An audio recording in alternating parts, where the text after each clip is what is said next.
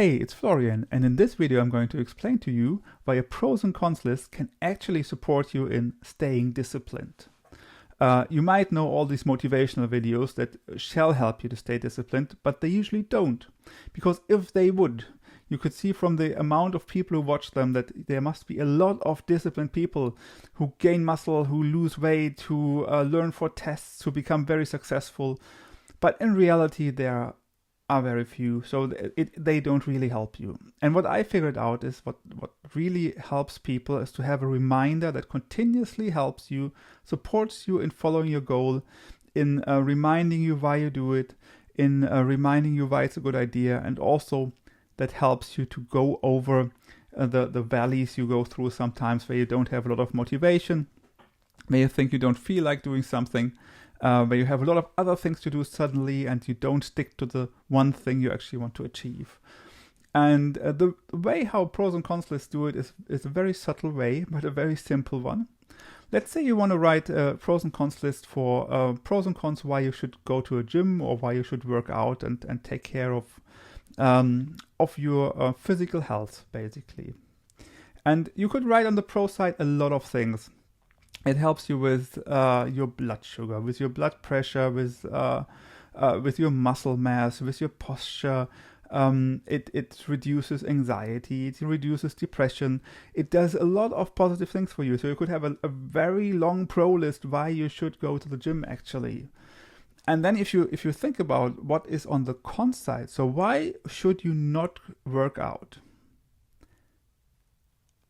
And the reasons are pretty empty.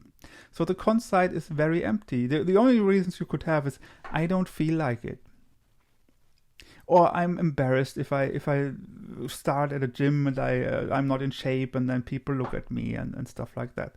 So all of these reasons that you could write on the con side of working out are actually bullshit reasons. So they are things that are just in your head and that have no real documented or real value in any shape or form. The other things are all very well researched, so you can read a lot of research why it is a good idea to actually gain muscle mass, to gain maybe also speed, to start running, to do all of these things. But the con side is usually empty. There's no con.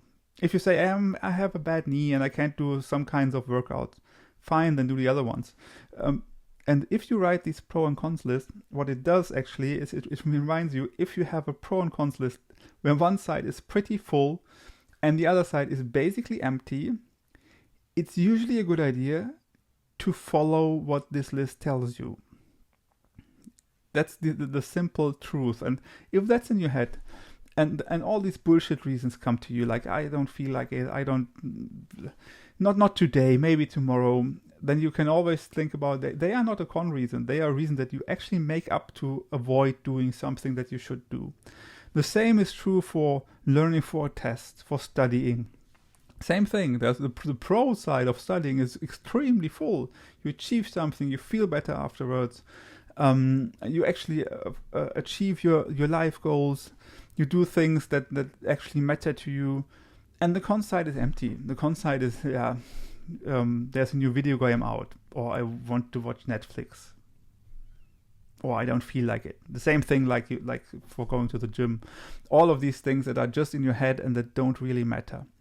And what these lists do, if you really write them down, and whenever you have these thoughts like I don't feel like it, I have something better to do, look at it.